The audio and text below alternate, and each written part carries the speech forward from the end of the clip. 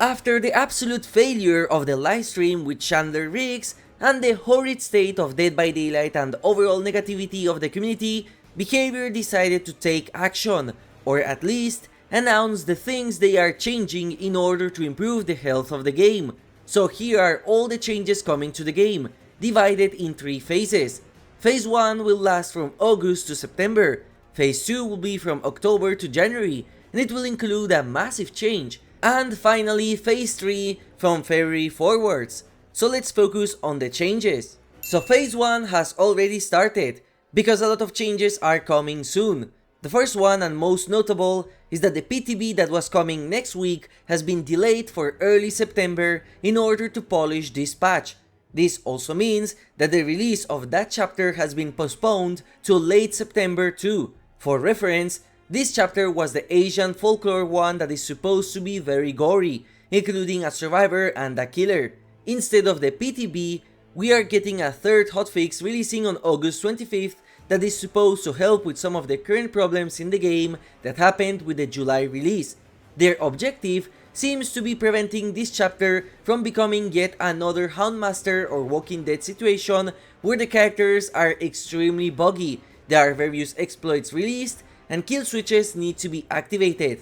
Considering how this September chapter is the last including content for a long while, I am happy to see how the devs want to give themselves extra time to polish that killer, whoever it is. Perhaps the biggest impact from these changes comes in Phase 2, as the big November license chapter, which includes a killer as well as 2 new survivors, has been postponed to January to combine along with the mid-chapter release, making that chapter one of the biggest the game has ever received. They did state that it doesn't mean there won't be an update on November, but that update will instead completely focus on fixing bugs as well as releasing the winter event, which hopefully will be big enough to make the wait between releases more tolerable for casual players. In this November update, the devs will focus on fixing all of the high priority bugs that are affecting killers which have been in the game for a long while, like the Houndmaster,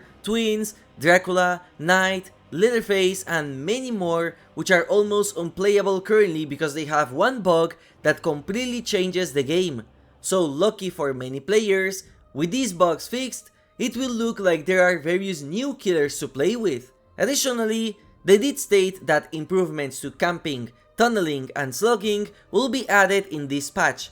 What these changes are, we don't know yet, but they are enough to potentially be game changing and mark a before and after in terms of quality of life, like the go next prevention or base kit borrow time. Something really interesting is that they also have a Myers gameplay update as part of this patch, but they have said absolutely nothing about it.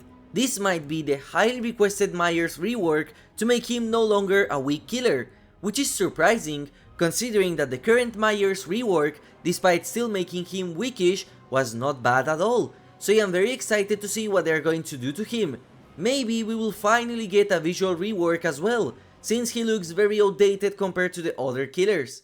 And finally, we have Phase 3 of the changes, which will happen from February onwards, and it impacts the March chapter release, which, if you remember the roadmap, it was 1 survivor and a new realm that apparently the devs are very excited for and are confident that we are going to absolutely love. In fact, the map is for sure coming and they made good progress on it, but they are still debating on whether they will add the survivor on that chapter or not, as it will add 3 new perks that they would have to balance, so they are not fully confident yet on that, and if needed, they will postpone that survivor in order to make sure their perks are well designed. And planned for the March release, we are also getting 3 new features which they have already talked about in the past, and they were part of the initial quality of life changes. The first one is the MMR change, which apparently they talked with a lot of consultants and content creators in order to ask for their feedback, and they created something that they are confident the player base will enjoy.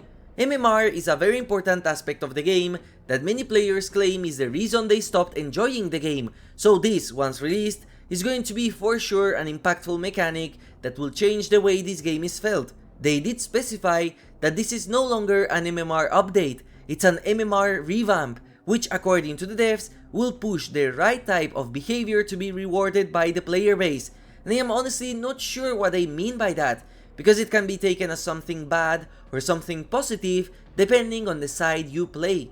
Next up, survivors will finally be able to see the perks of their teammates in-game, not during the lobby, because doing so would cause dodges and toxicity, which they are very aware of. I covered this topic on a video in the past, but basically, this is going to be a fantastic buff to solo queue players which care about winning the game, and not that impactful for casuals or new players, but great to learn the game at least. And finally, we are getting prestige rewards, which according to the developers are something which they are very excited for, because they will work with all licenses in the game, so Freddy and Quentin mains will also be able to benefit from them. What these rewards are, we don't know, but I am very happy to see that at the very least, they fixed the problem that licensing content could cause for these rewards. So those are all the things they announced officially in their video, and here is my opinion regarding this situation and the response. First of all, the good part. Considering that Behaviour could easily not say anything and release the next chapters, knowing fully well that the majority of the community would still buy the chapters and forget about all the drama, is something I respect. And the fact that they delayed all the content coming in the future is actually already insane, and I am very happy about that. The September delay is on the level of Tokyo Ghoul, but the November license got delayed by a lot. Now, to be fair, December is when the devs go on vacation for a long time, so in reality the November chapter won't have a 2 months extra polish, but it is still a lot to do, and this will 100% impact their finances by a lot. So anyone that claims Behaviour is not doing anything to fix the game are wrong. They even said they are willing to delay the Survivor from March, which shows how seriously they are taking this, since survivors are free cash generators as long as they are white and hot. And that's all for the positives. Now let's talk about some negatives that I might have due to recency bias, and I am more than happy to have this part of the video aged like milk. I am not going to upload Behaviour for the fact that all of this is literally the bare minimum that we should have received as customers of the game. Should I be happy that the content I purchased in December of 2024 can finally be played on this November? Why did it take so much pushback and negativity from the community in order to reach this point where the devs actually attempt to fix broken paid content they kept releasing and piling on top of many problematic things that are not even mentioned in this roadmap? And notice how I said attempt, because I lost my trust with the devs fixing bugs due to the recent issues they have. They said they fixed Last Stand, yet they kill switched it on the same day because nothing changed. They said Night had a bug fixed on yesterday's patch, yet here is me playing Night that same day after the patch. Wait, yeah, using this new cosmetic, interesting.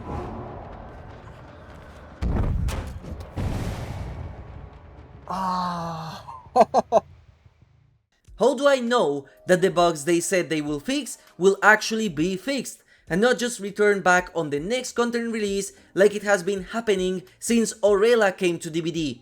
And also, this massive amount of bugs that they have to fix causes them to not have the resources to fix other stuff that does not appear in this roadmap like I mentioned before. For example, there is no mention of the cheating problem that the game has been having for years. Yesterday on my stream, I literally got 2 hacker matches back to back which held me hostage, and I am aware that this is a lucky situation because there are streamers which straight up can't play without getting targeted. Absolutely no mention of improvements to the anti-cheat or any words as to why Behaviour was completely unaware of the DDoS problems that happened on their stream when their biggest content creators told them constantly about these issues. So why was Behaviour oblivious to this?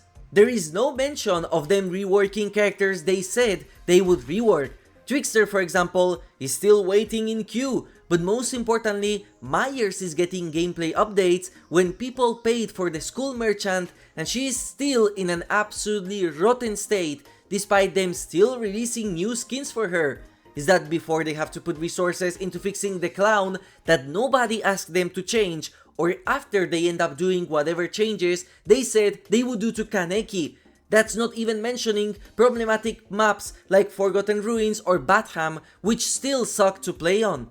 There are so many things they have to fix that adding bugs on top of it just proves at how much stuff the devs have to put effort into before they even think about making new content. Talking about new content, fog vials were added to the game, and I absolutely love them. Now they are dead, yet stacked medkits and toolboxes still exist. Where in the roadmap is there a mention to nerf syringes or styptic agents on the same degree that fog vials were nerfed too? Are there any plans of changing fog vials, or will the devs forget about them just like they forgot about Skull Merchant or that one add-on of the Houndmaster they said they would change? There is no mention of the massive problems of meta this game has for people of my level, because I said it many times, this is for me the worst DBD has been feeling in terms of gameplay as a killer due to the current meta, which has busted perks like Botany Knowledge, stacked medkits, and other insane perks like Conviction or Shoulder the Burden, which are useless for casuals but game changing on the level I play. And now I have to sweat the matches like a tryhard on a game that doesn't even have a ranked system or a badge that I can show off for pride. When comparing my recorded footage of the past and my old VODs to now, how I have to constantly tell the chat I have to lock in order to even attempt to win is insane and makes me simply not enjoy the game. And according to the roadmap, we are going to get slugging, camping and tunneling changes. How do I trust Behaviour with these things if they have proven that they do not play their own game? Is it really doom and gloom when my games feel like trash already, and all I can see coming in the future in this roadmap is features that will make it feel worse, with no mention whatsoever of helping the killer side in something besides fixing bugs? My problem with this roadmap is that the things presented on it are the absolute bare minimum that we as customers should get, because in essence all they are saying is that they are fixing issues that should have been fixed ages ago on our paid content, and that's it. Even at best, if everything from this roadmap becomes a reality, there are still things lacking from the game, like balance changes, reworks to killers that we are still waiting for, making the game easier and more accessible for beginners for example, and all the things I mentioned previously. The biggest change Behaviour could have done in order to regain my trust is not to show how they will finally fix bugs that were in the game since the twins released. I want them to prove that whatever inside problem that caused them to reach this level of incompetence will not happen again. It doesn't matter if the bugs are fixed when the people in charge that allowed the game to be in this horrid state in the first place are still in charge with no difference whatsoever in the way they work after phase 3 ends. And mind you, I am not saying they should fire people or anything like that. I am saying that clearly their strategies they have been applying for this past year are not working. Let me remind you that Tokyo Ghoul and by proxy all content was already delayed by 2 weeks, and we are still in the middle of a quality of life initiative, yet we need another one before the first one even ended. So until I see that change, I won't be glazing this announcement as much as I should have. Let me know your opinion in the comments. Thank you for watching and have a nice day.